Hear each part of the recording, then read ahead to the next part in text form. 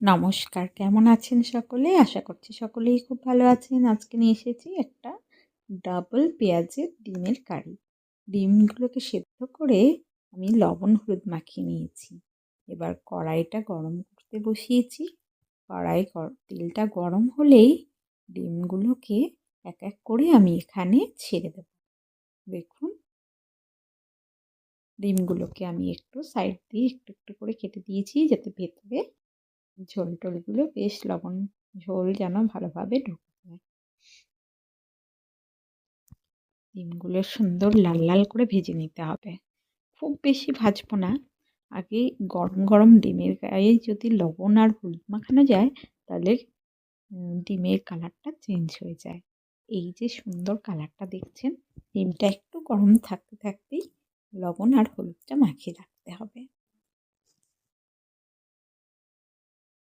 ডিমটা ভাজা পর্যন্ত অপেক্ষা করব।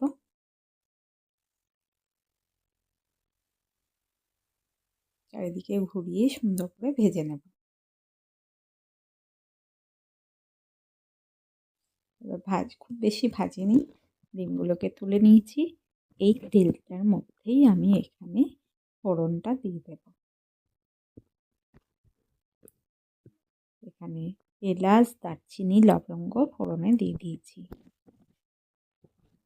ফোড়ন থেকে একটা সুন্দর গন্ধ যখনই ছাড়বে তখন আমি এখানে দিয়ে দেব দুটো পেঁয়াজ কুচি। বড় সাইজে দুটো পেঁয়াজকে কুচি করে রেখেছিলাম। সেই পেঁয়াজটাকেই এখন আমি সুন্দর করে ভেজে নেব। বেশ লাল লাল করে ভাজবো।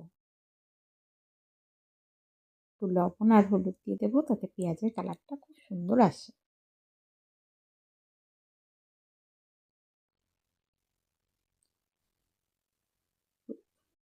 পেঁয়াজ কত সুন্দর হচ্ছে, পেঁয়াজের কালারটা সুন্দর চলে এসছে।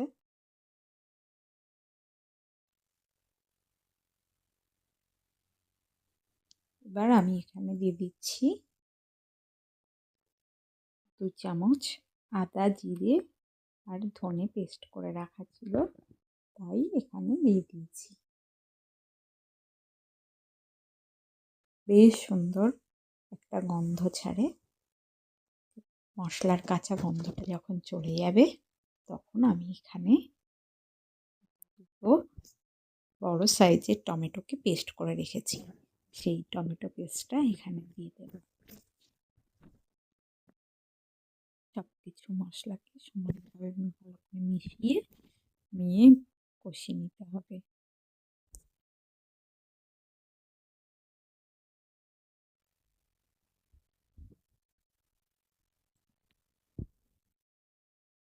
একটু সময় ধরে কষিয়ে নিতে হবে। টমেটোর যে জলটা আর কাঁচা গন্ধটা যেন চলে যায়, ততক্ষণ আমাকে কুক করতে হবে।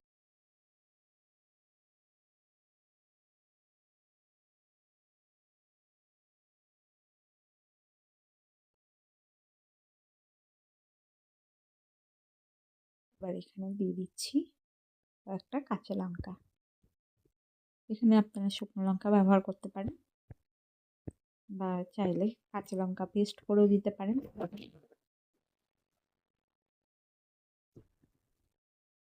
আমি এখানে গোটা কাঁচা লঙ্কা ছেড়ে দিয়েছি। সুন্দরভাবে কষানো হয়ে গেছে। এবার এখানে খুব বেশি জল অ্যাড করিনি, মোটামুটি একটু জল দিয়েছি।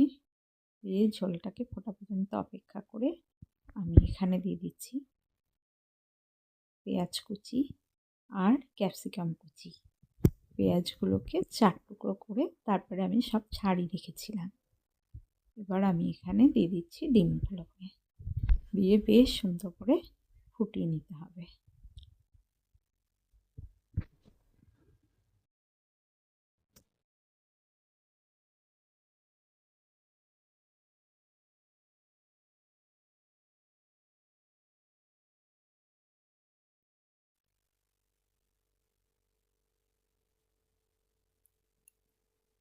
ঝোলটা শুকিয়ে আসা পর্যন্ত অপেক্ষা করতে হবে। এখানে স্বাদ মতন লবণ দিয়ে দিতে হবে।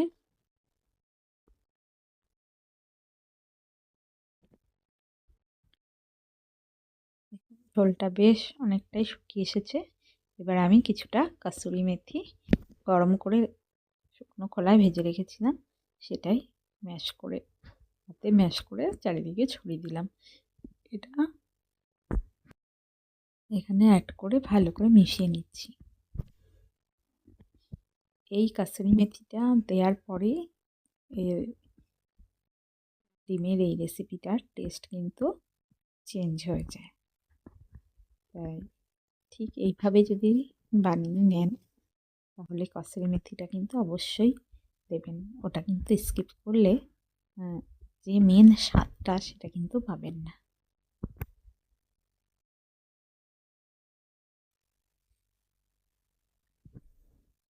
আমি সার্ভিং করার জন্য ঢেলে নেব এই পাত্রে।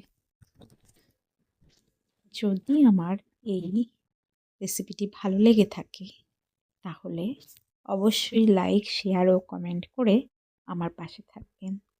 আর আপনারা যারা আমাকে এতদিন সাপোর্ট করছেন তাদেরকে কিন্তু অসংখ্য অসংখ্য ধন্যবাদ। সকলেই ভালো থাকবেন, সুস্থ থাকবেন। দেখা হবে পরের কোনো ভিডিওতে।